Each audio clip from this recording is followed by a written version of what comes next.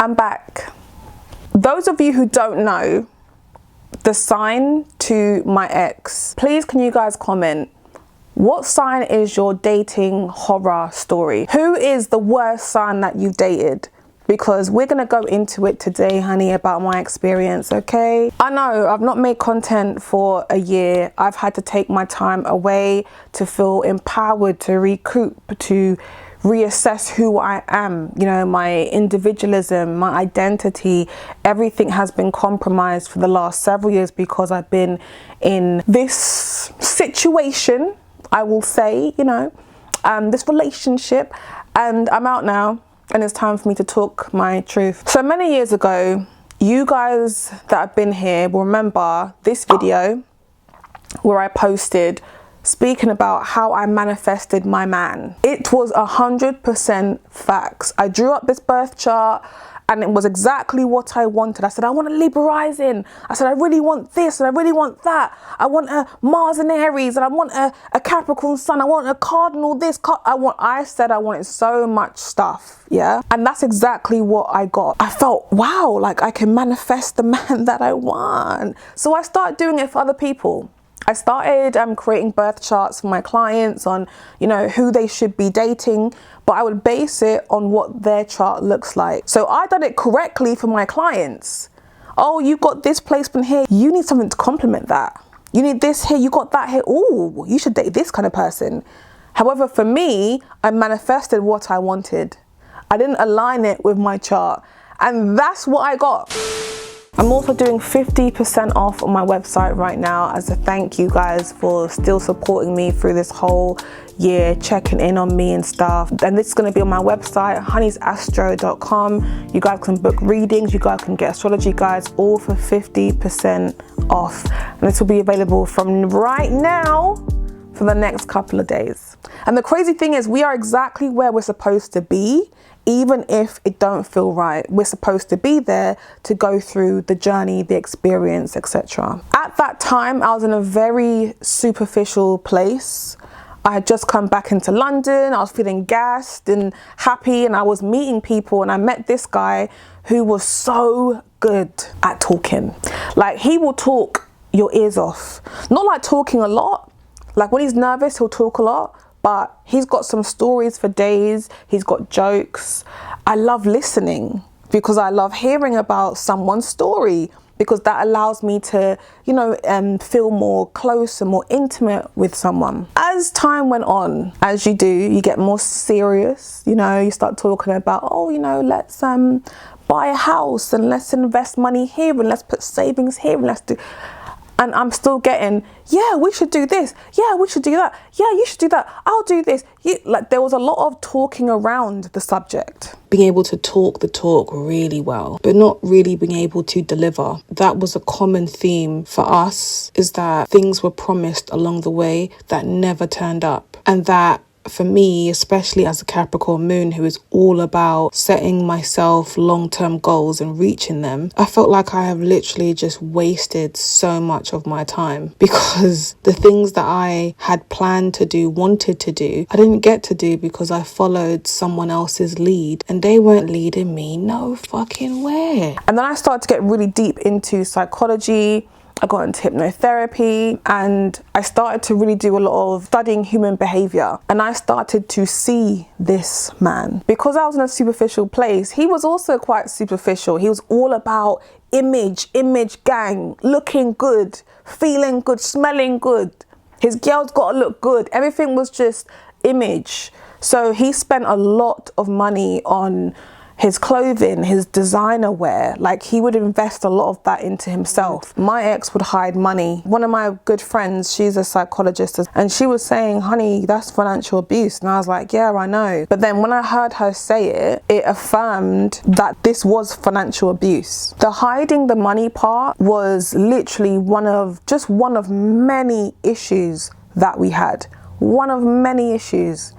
But that was a big issue for me. He was working, you know, a ZJ. I can't remember why I ended up in his pockets. I think it's because he asked me to get stuff for him or something, and I would find like a lighter in his pockets. And I'm like, why do you have lighters in your pockets, in your coat pockets? They're around the studio, with a studio in the house. They were in your jeans pockets. Why do you have a lighter? You don't smoke. He's like, oh, you know, sometimes I might, sometimes. I'm just thinking, sometimes when? You never smoke. Putting two twos together is you're carrying lighters with you, because when you are going out to DJ and you go into the smokers area, if someone asks you, oh, do you have a light? You start to have conversation. And this is how I realized he's meeting people, is the same way, and how he met me is through his great conversation. So he's very good at engaging in conversation, general chit chat with people and luring them in. So I'm not gonna lie, yeah, everybody has a Gemini horror story, yeah.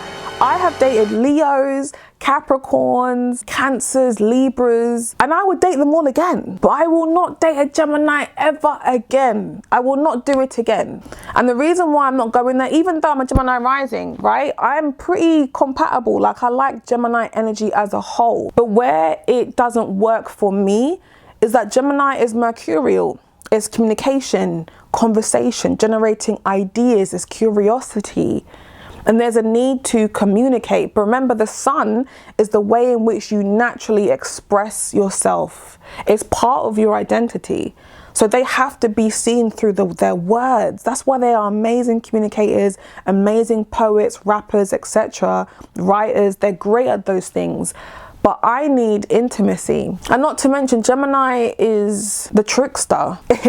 It's so good at tricking people. It's got the gift of the gab. Not to mention the manipulation of these people. Gemini is so good with their words and how to get what they want out of you. They can make anything sound believable because they're very quick thinkers. They're witty. So if I ask a question, where were you this morning? Oh, I was just out walking the dog, or I was just out doing this, or it's a very quick response. And then it's a quick change of subject, or let me just make a joke to completely deflect and to distract what we're talking about here. Now, people often say Gemini is very, very two-faced, it's fake. And I do understand why people do say that about the signs. Gemini's skill is to adapt into any environment. And I look at that more so as a skill. However, I do look at Gemini, that particular trait, when it's used for their own benefit, I don't rate it. And again, these are things that he would do. When it came down to his mobile phone, he'll have 2 numbers, he'll have his phone face down, you know, he'll take calls outside. It just got to a point where I can't trust you. And the longer the years went on for, the more I put up this wall, and I kept that wall there. And I personally, for me, I started to grow more and more into psychology. I got into studying hypnotherapy. It got to a point where I'm seeing my ex for who he really is. And I realized that I don't think this is for me long term.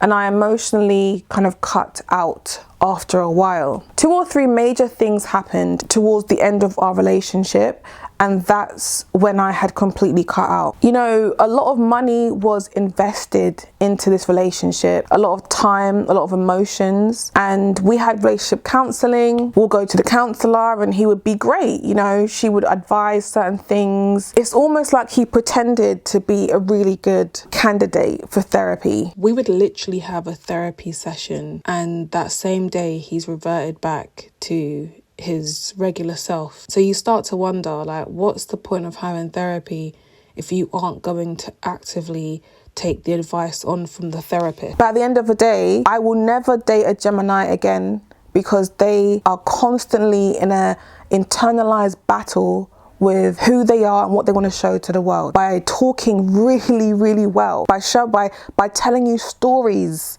by displaying that their life is all together through the words that they say. But in reality, there's a whole load of chaos going on behind the scenes. Chaotic. We're completely separated. I have not been happier. You guys wouldn't know, but I've been miserable in my relationship for a long time. Content was something that I love to do, but in my personal relationship, it was like it was just a constant battle of always working on it, and I was tired of working on it. So once we broke up, I was free. I'm free. Me and my son's dad are great friends now, and we're working on the new space that we're in. But I am so much happier. My love languages are actually being met. You know, I'm going out with my friends so much more. You guys that have been following me would have seen over the last year, that's all I've been doing is being outside, partying, meeting people, socializing. The whole point of what happened to me last year was for me to regain my identity. And just to kind of explain it astrologically, last year was my 11th house year. My 11th house is ruled by Mars. Mars is in Aquarius for me. Independence, rebellion. My 11th house, independence, rebellion, freedom. But my 11th house also has my sun in there, in Aries. It's exalted. The North Node literally has been in Aries. It was in Aries. The North Node saying, hey, it's time for you to regain your independence. It's time for you to remember who you are. It's time for you to divorce. It's time for you to leave. And that's basically what my transits were highlighting this year. Not to mention, Saturn was transiting over my Venus in Pisces. Not to mention, in astrology, we have 12-year cycles. Looking at Jupiter was in Taurus. 7th house, my 7th house is in Sagittarius. 7th house ruler transiting through the 12th house, relationship losses. Anything in the 12th house is the things that we lose. 12 years ago, I went through a breakup as well. But 12 years ago, I was depressed for time. This time I'm free, I'm liberated. I have no time to be sad about what's happened. I've got a baby, I've got a little boy. I also have a lot more going on in my life now than I did 12 years ago. 12-year cycles are really important to understand, to see exactly what the hell's going on in your life. So yeah, we are now on to bigger and better things. Through the process of it all, I wasn't upset about us separating. I was upset about how this would cause instability for me and my son, and that is the worst thing that you can do to me, because even my 12th house has got Taurus in there. 12th house is the things that you fear. I fear instability. I don't want to feel that sense of I'm unstable. Oh my God, I hate that feeling. And it's even more petrifying when you've got a little person relying on you. And not to mention, in my solar return chart, my Mercury was retrograding. That was the worst. But you know what helped me through this whole process? This book. I have put it on my YouTube before, but this was an amazing read, and it just reminded me of where I am. And this book is called You Only Fall in Love 3 Times. Now, not saying you fall in love 3 times only, you can love 55 times if you want to, but there are 3 types of loves that you will experience. So in this book, they talk about your soulmate, which is often the person who you, like your first ever boyfriend or something.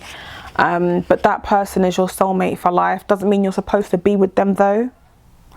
The next one they talk about is the karmic love, which is what I believe that I've just had, but that relationship, there's often a lot of codependency going on. Once you kind of break away from that, it's learning how to become independent again. But that was where I believed I was stuck in the karmic love, and there was a lot of lessons that had to be learned from that. The next love that we experience is the twin flame.